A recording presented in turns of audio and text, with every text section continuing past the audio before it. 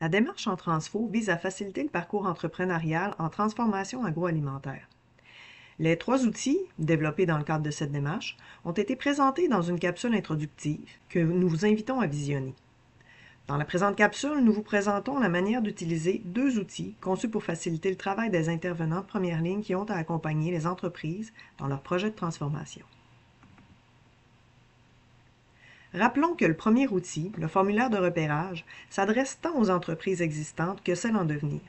Il peut être utilisé par la personne qui l'accompagne dans le but de repérer les besoins du promoteur, la nature de son idée et le niveau de maturité de son projet. Faisons un survol de ses principales sections. Il débute avec des questions d'ordre général qui ont pour but de faire connaissance, de dresser un portrait de l'entreprise et du projet. Elle permettra une collecte d'informations primaires, primordiales, qui permettra de personnaliser l'accompagnement.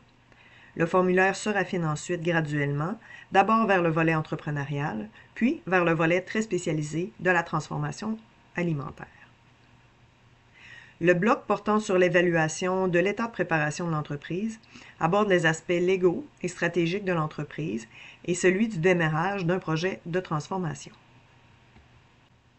Le bloc sur les exigences réglementaires aborde tous les aspects qui sont encadrés par la loi dans un projet de transformation. Le bloc du prototypage et de la standardisation est très spécifique et s'attarde aux aspects tels que le développement de produits, le développement de la recette et le système de production. Le bloc de la stratégie marketing et de la commercialisation aborde l'aspect crucial de la mise en marché et couvre notamment le plan de commercialisation, le marketing et la distribution. Après avoir rempli l'ensemble de ce formulaire, un plan d'orientation personnalisé sera automatiquement généré. Il vous sera présenté un peu plus loin. Le formulaire est présenté dans l'outil Forms de Outlook et pourra être utilisé tant sur un ordinateur que sur un téléphone cellulaire, mais nous vous suggérons de l'utiliser sur un ordinateur pour plus de convivialité. Vous y accéderez par un simple lien que vous pourrez ajouter à votre barre de favoris. En tout temps, AgroBoréal pourra vous réacheminer le lien ou encore répondre à des enjeux techniques liés au formulaire s'il y a lieu. Nous conseillons à la personne qui accompagne le promoteur de remplir elle-même le formulaire. Il est à noter que c'est à cette personne que sera acheminé le plan d'orientation personnalisé après l'exercice. Il est donc très important de remplir les questions introductives, notamment le nom du promoteur, le nom du conseiller et l'adresse courriel du conseiller. Après avoir répondu aux questions introductives, vous serez à même d'évaluer si le projet est assez mature pour accéder à la démarche complète et passer aux questions suivantes. Par exemple, une question de cette section introductive se rapporte aux attentes du promoteur en venant vous voir. Si ces attentes ne sont pas définies ou ne sont pas claires, il serait bien que ce point soit éclairci avant de se lancer dans la démarche. Un peu plus loin dans le questionnaire, une autre question pivot vous sera présentée dans la section visant à évaluer l'état de préparation de l'entreprise. En effet, si certaines étapes dans l'avancement du projet ne sont pas encore réalisées, par exemple la préfaisabilité, il sera inutile et non pertinent de continuer à poser des questions. Le promoteur aura tout de même la possibilité d'obtenir l'ensemble des références disponibles, même s'il est trop tôt pour envisager les prochaines étapes du projet. Il pourra aussi revenir voir son conseiller une fois le projet plus avancé. Pour chaque question, 2 réponses sont possibles. Par exemple, lorsqu'on demande si le prix de revient a été établi, vous aurez le choix d'inscrire « Oui ».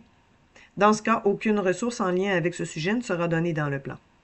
Si par ailleurs vous choisissez la réponse « Non », c'est-à-dire que le prix de revient n'a pas été établi, les liens vers les ressources portant sur ce sujet apparaîtront dans ce plan. Si la réponse n'est pas claire, que la personne hésite, ou encore que l'étape a été franchie partiellement ou que la personne semble vouloir quand même de l'information, il est toujours possible de cocher non pour obtenir des liens vers les ressources. Il faut prévoir environ 1 heure pour remplir le formulaire. Après avoir demandé le consentement au promoteur, il ne vous restera qu'à cliquer sur « Envoyer le formulaire ».